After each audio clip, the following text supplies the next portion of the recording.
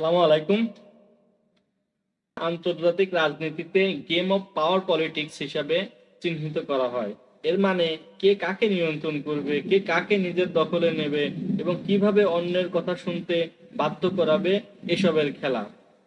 আজকের এই ক্লাসে আমরা তিনটি পাওয়ার নিয়ে কথা বলবো: হার্ড পাওয়ার, সফট পাওয়ার এবং স্মার্ট পাওয়ার। তো প্রথমেই আসি আমরা হার্ড পাওয়ারে।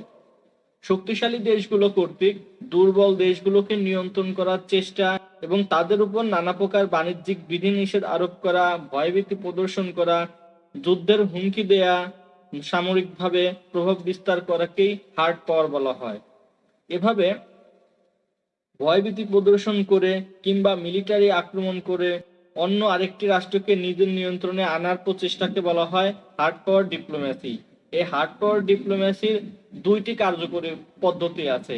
একটি হচ্ছে মিলিটারি আক্রমণ, যুদ্ধের ঘোষণা ও ড্রোন হামলা। উদাহরণ হিসেবে আমরা বলতে পারি, ভূরাজনৈতিক গুরুত্বের কারণে ইউক্রেনের ক্রিমিয়া অঞ্চলটি রাশিয়ার জন্য খুবই প্রয়োজন। তাই রাশিয়া তার মিলিটারি শক্তি ব্যবহার করে ইউক্রেন থেকে ক্রিমিয়া অঞ্চলটি দখল করে নিয়েছে, আর এটাই হার্ড পাওয়ারের উদাহরণ। আবার ইরাকের সাদ্দাম হোসেন কিংবা লিবিয়ার মুয়াম্মার গাদ্দাফি কেউই যুক্তরাষ্ট্রের কথা মতো চলতো না, তাই তাদেরকে উৎখাত করতে যুক্তরাষ্ট্রের একযোগে ড্রোন ও মিলিটারি হামলাই হচ্ছে হার্ড পাওয়ারের উদাহরণ। আরেকটি পদ্ধতি হচ্ছে আমদানিকৃত পণ্যের উপর ট্যারিফ বা বাণিজ্যের বিধিনিষেধ ও অর্থনৈতিক অবরোধ। বর্তমানে সময়ে ইরান, কিউবা, উত্তর কোরিয়া ও ভেনেজুয়েলা এসব রাষ্ট্রগুলো যুক্তরাষ্ট্রের অবাধ্য। তাই এই অবাধ্য রাষ্ট্রগুলোকে নিজের বশে আনতে এই রাষ্ট্রগুলোর উপর যুক্তরাষ্ট্রের অর্থনৈতিক অবরোধ হলো হার্ড পাওয়ার এর উদাহরণ। এবার আসি সফট পাওয়ার নিয়ে। এই সফট পাওয়ার মানে হলো বিভিন্ন রাষ্ট্রগুলোকে নিজের বলয়ে নিয়ে আসতে কূটনৈতিক ক্ষমতা ব্যবহার করা।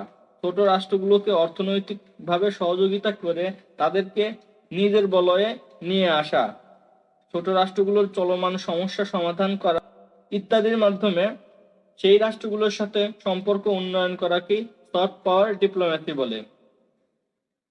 যুক্তরাষ্ট্রের রাষ্ট্রবিজ্ঞানী জোসেফ নাই সর্বপ্রথম এই সফট পাওয়ার ধারণাটি দিয়েছিলেন। জোসেফ নাইয়ের মতে, একটি রাষ্ট্রকে নিজের বলয়ে ও পক্ষে নিয়ে আসতে হার্ড পাওয়ার বা মিলিটারি ক্ষমতা প্রদর্শন করা কোনো স্থায়ী সমাধান নয়। যেমন লিবিয়া, ইরাক ও আফগানিস্তানে হার্ড পাওয়ার ব্যবহার করে যুক্তরাষ্ট্র রাষ্ট্রগুলোকে বেশি দিন নিজের নিয়ন্ত্রণে রাখতে পারেনি।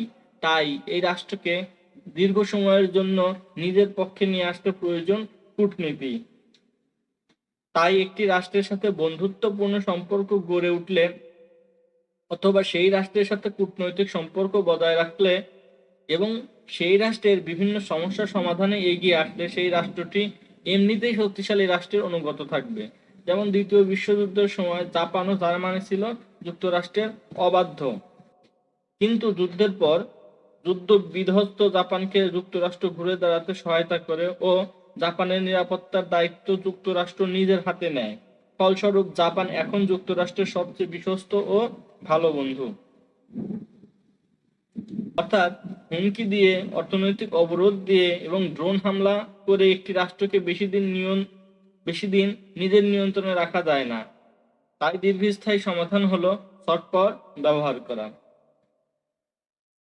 এবার আসি শেষেরটা, স্মার্ট পাওয়ার নিয়ে। হার্ড পাওয়ার এবং সফট পাওয়ার উভয়ের মিশ্রণ হলো স্মার্ট পাওয়ার। একটি রাষ্ট্রকে নিজের বশে আনতে সেই রাষ্ট্রকে একসাথে অর্থনৈতিক অবরোধ দেয়া, মিলিটারি হুমকি দেয়া, অর্থনৈতিক চাপ প্রয়োগ করা, ড্রোন হামলা করা ও বিরোধী রাজনৈতিক দলগুলোকে সরকারের বিরুদ্ধে উস্কে দেয়া, এই সবগুলোর সমন্বয়কে বলা হয় স্মার্ট পাওয়ার ডিপ্লোম্যাসি। যেমন উদাহরণ হিসেবে আমরা বলতে পারি, যুক্তরাষ্ট্র বর্তমানে ইরান ও উত্তর কোরিয়ার উপর এই স্মার্ট পাওয়ার ব্যবহার করছে। অন্য রাষ্ট্রের বিরুদ্ধে সফট পাওয়ার এবং হার্ড পাওয়ার এই দুটিকে একসাথে ব্যবহার করার নামই হলো স্মার্ট পাওয়ার। এ পর্যন্তই। ধন্যবাদ সবাইকে।